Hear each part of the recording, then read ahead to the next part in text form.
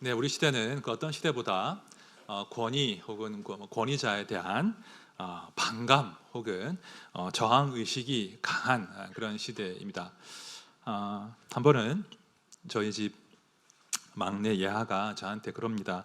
상황이 그래요. 제가 얘한테 이제 시간이 늦었으니까 정리하고 뭐 그만 놀자, 뭐 이제 자자 이렇게 이제 이야기를 했던 상황이었는데요.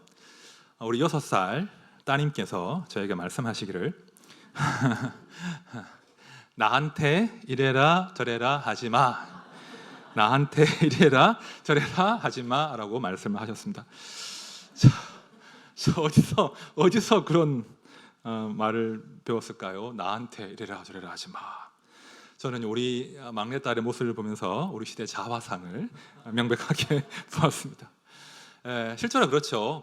또 권위자들의 설 자리가 점점 이제 좁아지고 있고 사라지고 있습니다. 뭐 여러 가지 복합적인 이유가 있겠지만 일단은 나 중심적인 세계관, 그죠? 나를 세상의 중심으로 여기고 빅미, 아주 커진 나 중심적인 시대 때문이기도 하겠고요. 동시에 권위자들이 신뢰를 얻지 못한 까닭이다. 권위자들이 신뢰를 얻지 못한 까닭의 권위와 또 권위자에 대한 반감이 커지지 않았나 그런 생각을 해봅니다. 반성을 한 거죠. 사실 우리는요, 저뿐 아니라 우리 모두가 사실은 권위자예요. 가정에서건, 그죠? 일터에서건, 혹은 작은 그룹에서건 어떤 형태로든 우리는 그 권위자의 자리에 있고요, 권위를 행사하는 사람입니다. 여러분들은 그 권위자의 자리에서 어떤 권위자로 계십니까? 사랑받고 또 존경받는 그런 권위자로 계십니까? 아니면 저처럼 당신 무슨 권위로 나한테 이렇게 말하는 겁니까? 라는 말을 듣는 그런 분들이십니까? 우리가 출애굽기의 말씀을 계속 이제 보고 있는데요. 오늘 본문부터는요, 본격적으로 모세가 성장하는, 그러니까 모세의 성장기가 시작되는 본문이 오늘 본문입니다. 모세가 민족의 지도자, 그 출애굽을 이끌어갈 그 권위자로서의 면모를 어떻게 갖추어 나가는가, 그가 성장하는 여정이 오늘 본문부터 시작이 되는데요. 함께 그 여정 가운데 저희가 참여해 보도록 하겠습니다. 자, 오늘 본문을 다시 이렇게 눈으로 보시면 본문의 시작이 그래요. 모세가 장성한 후에. 자, 새 번역은 세월이 지나 모세가 어른이 되었다 이렇게 번역하고 있습니다. 여러분, 어른이 되었다 이게 무슨 말이겠습니까? 나이가 들었다, 장가를 갔다, 시집을 갔다, 신체적으로 다 자랐다, 그런 뜻만 있는 게 아니라는 거예요.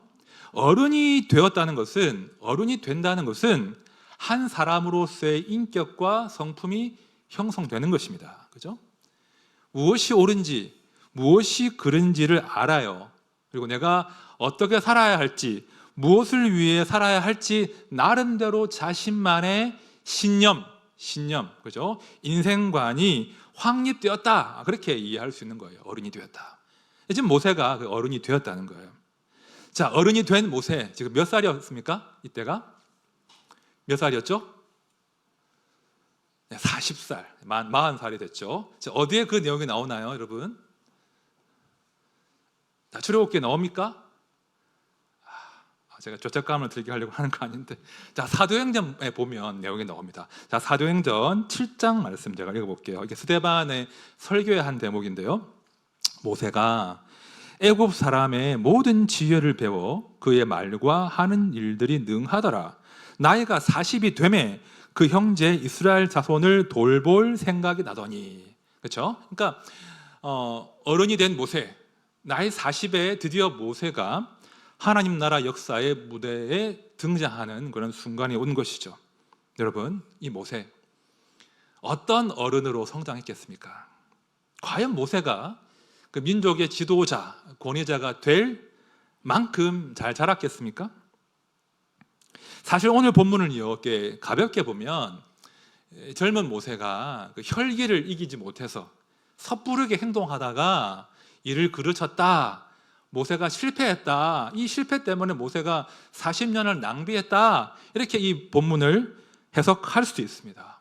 그러나 오늘 저는 조금 다르게 보려고 해요. 사실 모세는요, 굉장히 멋진 어른으로 잘 성장했어요. 오늘 본문을 잘 보시면 모세는 과연 민족의 지도자, 권위자가 될 좋은 자질을 이미 가지고 있더라는 거예요. 자, 11절 말씀 다시 봅시다. 모세가 장성한 후에 한 번은 자기 형제들에게 나가서 그들이 고되게 노동하는 것을 보더니 어떤 애굽 사람이 한 히브리 사람 곧 자기 형제를 치는 것을 본지라. 여러분, 모세는 애굽 사람으로 자랐습니다. 그죠? 오늘 본문 가운데도 미디안 땅에서 그 여인들이 모세를 뭐라고 했죠? 애굽 사람이라고 했어요. 그러니까 모세의 외형은 또 그가 배운 그 모든 지식들과 지혜들은 애굽 사람의 것이었습니다. 그죠? 그러니까 애굽의 평민 정도가 아니라 바로의 공주의 아들로 왕실에서 엘리트 교육을 받고 엘리트 애굽인이 되었단 말입니다. 자, 그런데 그런 모세가 자, 지금 노예들, 히브리 노예들을 노예라 칭하지 않아요. 뭐라고 칭하죠? 자기 형제. 자, 그 출애굽기를 모세가 기록했잖아요. 모세가 쓴 글이거든요. 근데 모세가 그 당시에 그 노예들을 자기와 동일시한 거예요.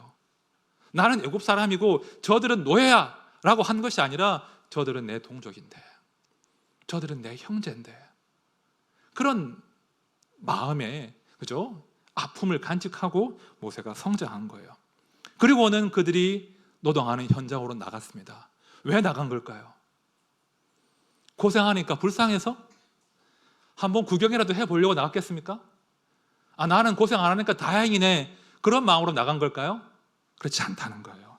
자, 사도행전 7장 23절 보십시오. 나이가 40이 되매 그 형제 이스라엘 자손을 돌볼 생각이 나더니. 왜 나갔냐면요, 그냥 시찰 나간 게 아니에요.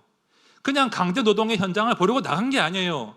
자기 동족, 지금 노예로 고생하는 그들을 위해서 나는 뭔가 해야 하는데, 내가 뭘 할 수 있을까? 내가 뭘 해야 하는데, 그런 책임감으로, 부담감으로 그 현장으로 모세가 나갔던 거예요.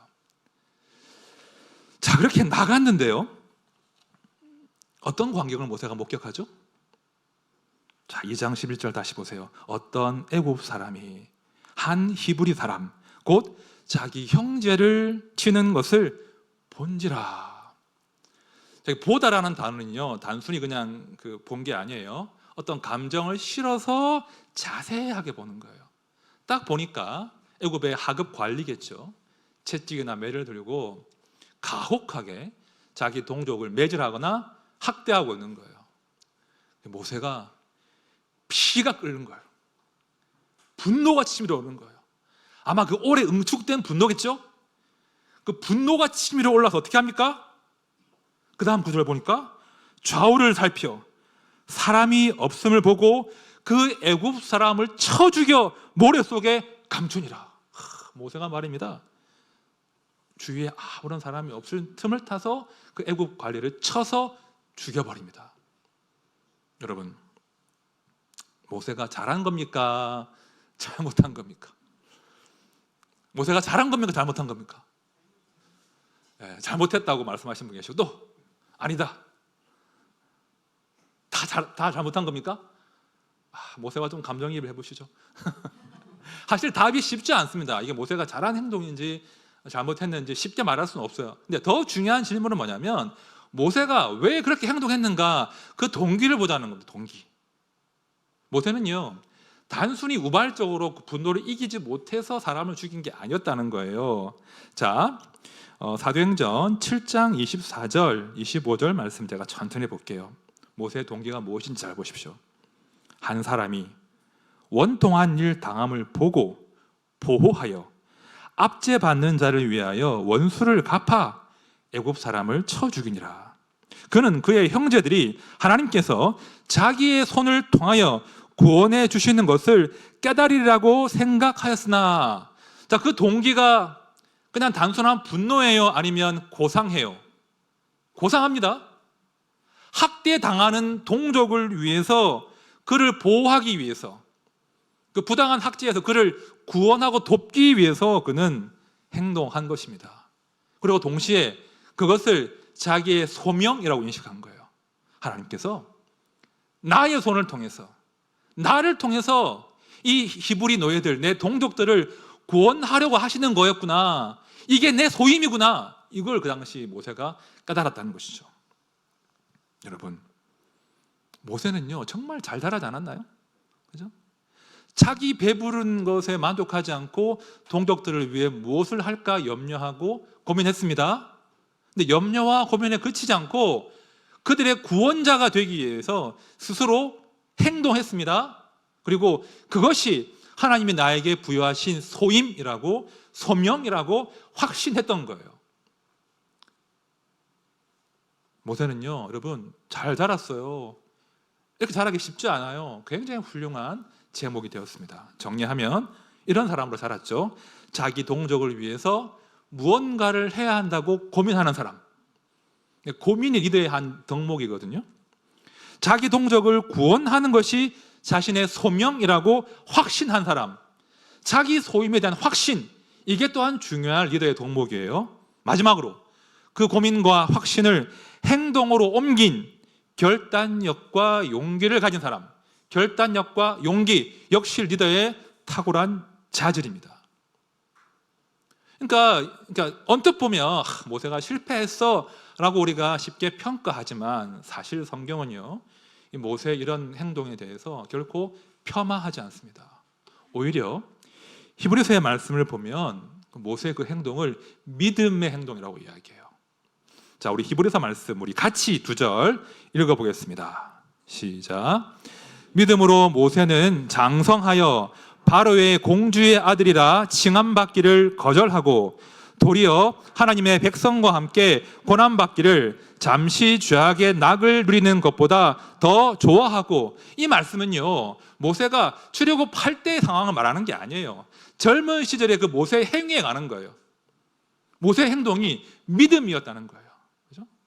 모세가 바로의 공주로 공주의 아들로 안락하게 살 수 있었으나 그가 그 안락함을 거절하고 동족을 위해서, 자기 형제를 위해서 일어나서 행동한 것, 그것이 믿음의 행동이었다고 칭찬하고 있는 그런 대목이죠.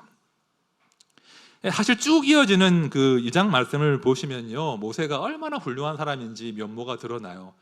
결코 가벼운 사람이 아니에요. 자, 13절 말씀 보십시오. 이튿날 다시 나가니 두 히브리 사람이 서로 싸우는지라 그 잘못한 사람에게 이르되 네가 어찌하여 동포를 치느냐 하매, 싸움을 중재하고 있죠. 단번에 알아차려요. 누가 실수하고 잘못한 건지. 당신이 잘못한 거니 싸움을 중단하시오. 우리 지금 애굽의 압제 가운데 있는데 동포끼리 싸우면 되겠어. 힘을 합쳐야지. 아주 지혜롭게 리더십을 발휘한다는 거예요. 그뿐이 아니에요. 나중에 미디안 광야로 도망치지 않습니까? 그죠? 바로를 피해서. 그런 급박한 상황에서도 이 모세는 아주 훌륭한 인품을 보여줘요. 자, 출애굽기 2장 15절부터 17절까지 말씀인데 우리 같이 한번 읽어보겠습니다. 시작. 모세가 바로의 낯을 피하여 미디안 제사장에게 7 딸이 있었더니 그들이 와서 물을 길어 구유에 채우고 그들의 아버지의 양떼에게 먹이려 하는데 목자들이 와서 그들을 쫓는지라 모세가 일어나 그들을 도와 그 양떼에게 먹이니라. 굉장한 모세의 무용담이 담겨 있습니다. 모세가 이제 미디안으로 도망을 쳤어요. 그래서 이제 몸도 마음도 지쳐가지고 우물가에 앉아 있는데 7 여인들이 양떼를 몰고 옵니다. 그래서 이제 물을 막 길어다가, 쉽지 않았겠죠. 길어다가 구유에 채우고 막 양떼에게 먹이려고 하는데 누가 옵니까? 동네의 목자들, 건달들이라고 칭할게요. 동네의 건달들이 왔습니다. 건달들이 오더니 새치기를 하네요. 그리고 그 여인들이 떠놓은 구유의 물을 자기 양떼에게 막 먹이려고 하는 거예요. 모세가 딱 봅니다. 그 목자들이 몇 명쯤 됐겠습니까? 2명?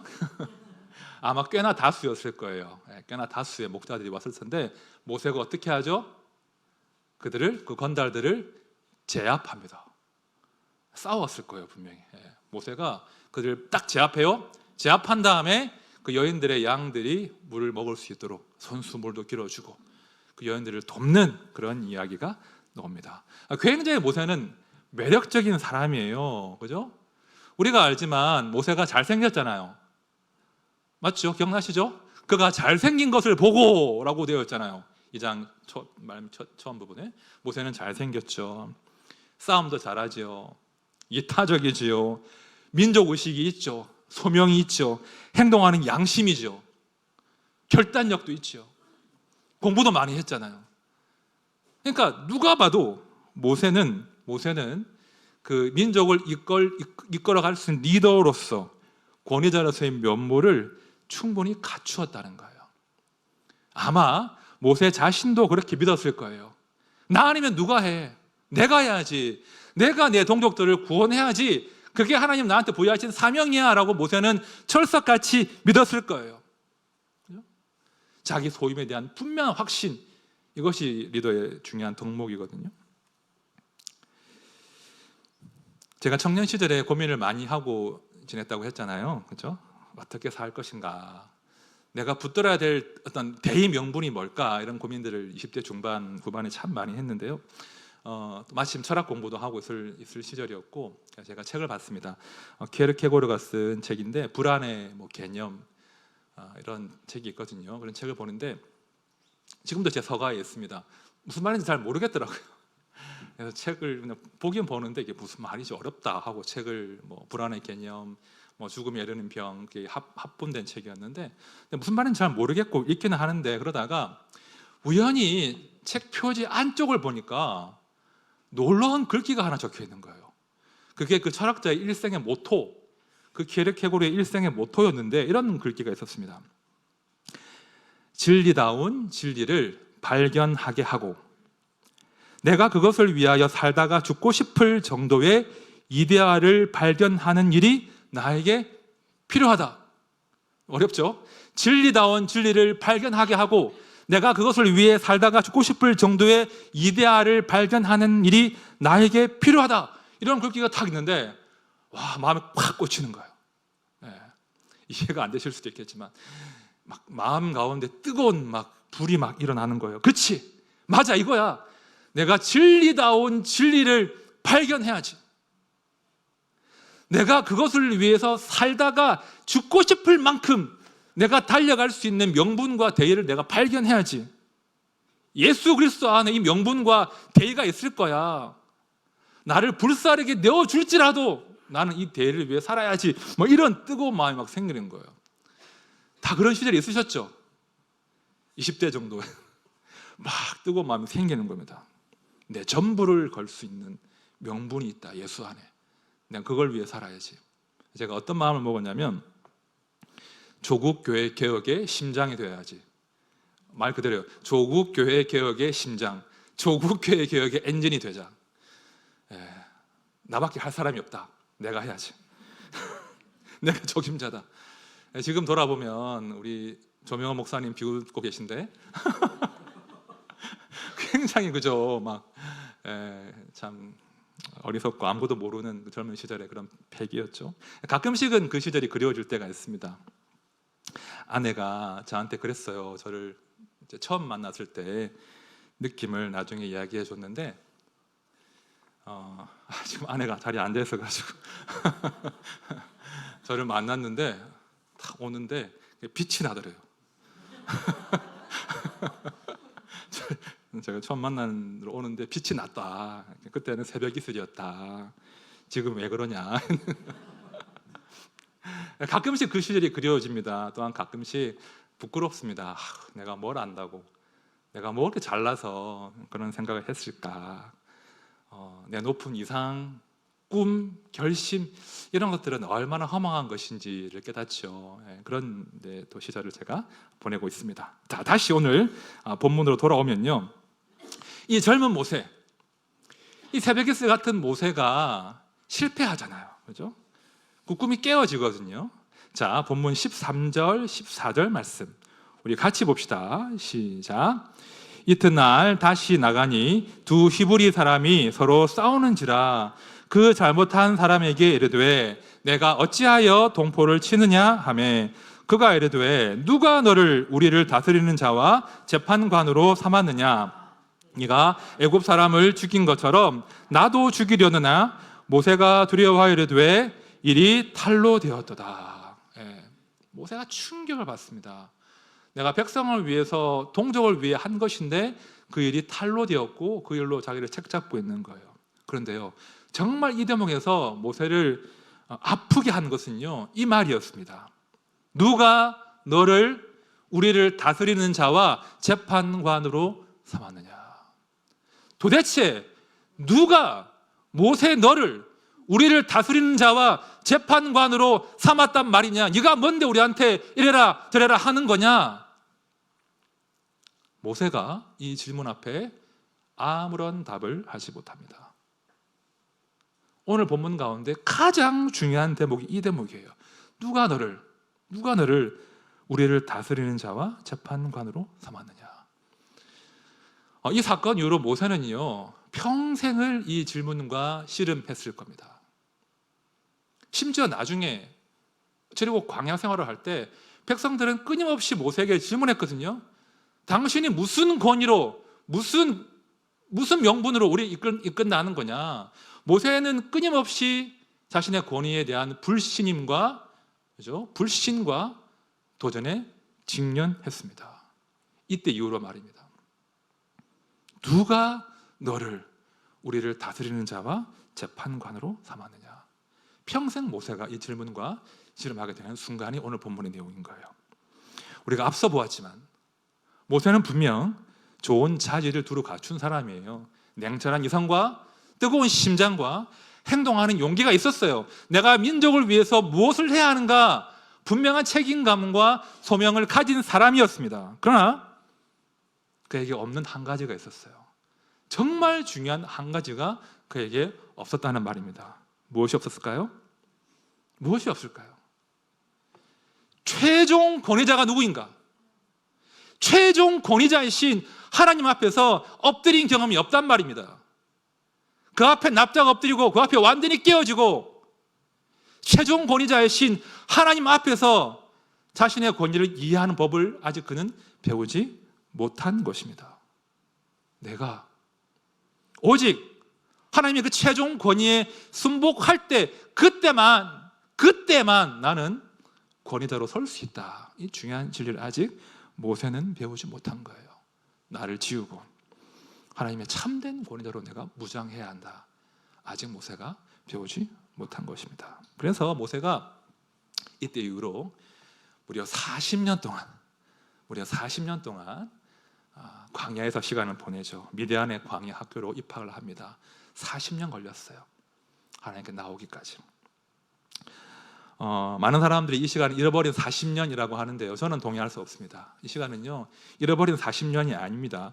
여러분, 모세가 실패해서 하나님의 구원 역사가 40년 연기된 것이 아니에요. 모세가 섣불리 행동해서 40년 연기된 것이 아니라 아직 하나님의 때가 아니었기 때문이에요.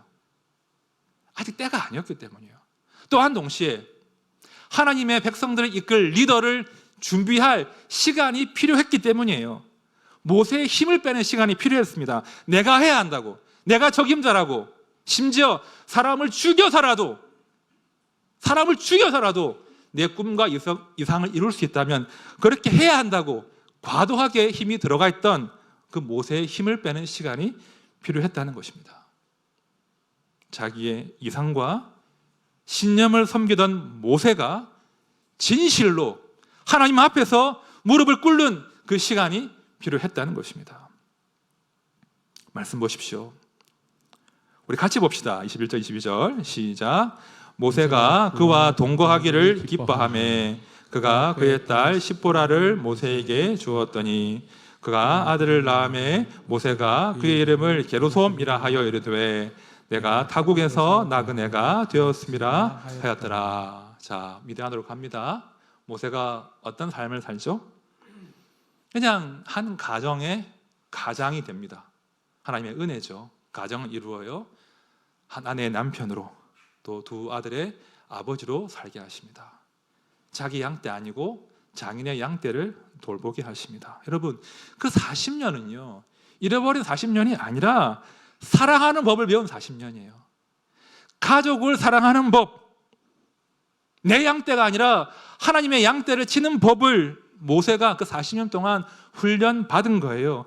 큰 일을 하기 전에, 큰 사명을 감당하기 전에 내 가족을 사랑하는 법들, 작은 일에 충성하는 법, 그리고 하나님의 때를 인내하며 참고 기다리는 그 법을 모세가 40년 동안 배운 것입니다.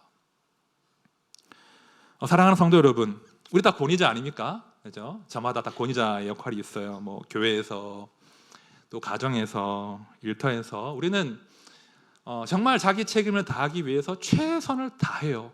왜 최선을 다하죠? 우리 어른이잖아요. 그죠? 우리가 책임져야 하거든요. 자식이 잘 되면 좋겠습니다.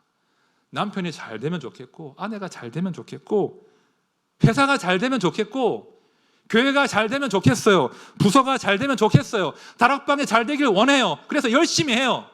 열심히 섬겨요. 우리는 어른이니까, 다 어른이니까 무엇이 옳고 그른지 나름의 판단을 할 수 있고, 또 내가 옳다고 믿는 바를 위해서 열심히 사는 거예요. 그런데 하나님께서 그렇게 열심히 사는 우리를 잠깐 멈추게 하실 때가 있다는 거예요. 하나님이 브레이크를 걸게 하십니다. 브레이크를 걸어 거시는 거예요. 그럼 그때 그 순간을 잘 잡으셔야 돼요. 내가 권위대로 열심히 최선을 다하는데 하나님이 실패하게 하시고 비틀거리게 하시고 멈추게 하시면 그때 그 순간을 잘 잡으셔야 돼요. 그 순간을 참되신 권위자이신, 최종 권위자이신 하나님께 무릎 꿇는 시간으로, 하나님을 예배하는 시간으로 반드시 만들어 내셔야 됩니다. 그리고 하나님의 그 권위 아래서 힘을 빼는 시간을 반드시 가지셔야 됩니다. 나의 높은 이상, 옳고 그름을 판단하는 그런 지혜, 전략적인 사고방식, 이타적인 마음, 행동하는 용기, 내가 옳다고 하면 물불을 가리지 않는 그런 결단력 다 필요해요. 다 소중한 것입니다. 그러나 그런 것들만 가지고서는 반드시 실패하게 되어 있어요. 실패합니다. 특히 그 일이 하나님의 일이라면 더더욱 그러합니다. 실패하게 하신다는 거예요. 실패하게 하시고 우리를 미래한 광야로 보내십니다. 그리고 질문하시는 거예요. 누가 너를 우리를 다스리는 자와 재판관으로 삼았느냐? 도대체 누가 너를 너의 가정에, 너의 회사에, 너의 공동체에, 너의 교회에 다스리는 자와 권위자로 삼았느냐? 네가 누구 앞에 무릎 꿇어야 하느냐? 이 질문을 던지신다는 것입니다. 그 답을 찾으셔야 돼요. 그 답을 알아야 우리가 권위대로 서 있는 그 가정과 교회와 일터와 다락방과 공동체가 진짜 하나님의 일을 하는 공동체가 될 수 있다는 겁니다. 이제 말씀을 정리하겠습니다. 여러분, 하나님의 나라에는요, 영웅이 필요하지 않습니다. 영웅이 필요한 게 아니에요. 영웅은 예수님 한 분이면 충분합니다. 그렇죠? 오직 예수님만이 알파와 오메가 되시고 온 우주의 최종 권위자가 되십니다.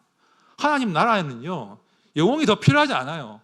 정말 필요한 것은 겸손하게 사랑하고 섬기고 하나님의 양떼를 돌볼 사람이 필요하다는 거예요. 내 양이 아니라 하나님의 양을 돌볼 사람이 필요해요.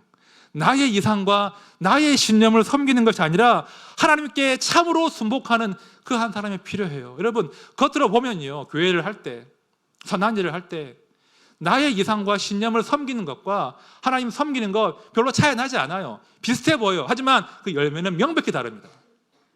명백히 달라요. 나의 이상과 신념을 섬기면 설령 그것이 주의 일이라 할지라도 상처가 남습니다. 그러나 주를 섬기면 반드시 열매가 맺히게 되어 있어요. 헷갈리시면 안 돼요. 그렇죠? 우리가 하나님의 양을 치는 자로, 나의 이상과 신념이 아니라 하나님을 섬기는 자로 그렇게 권위자의 역할을 감당하셔야 된다는 거예요.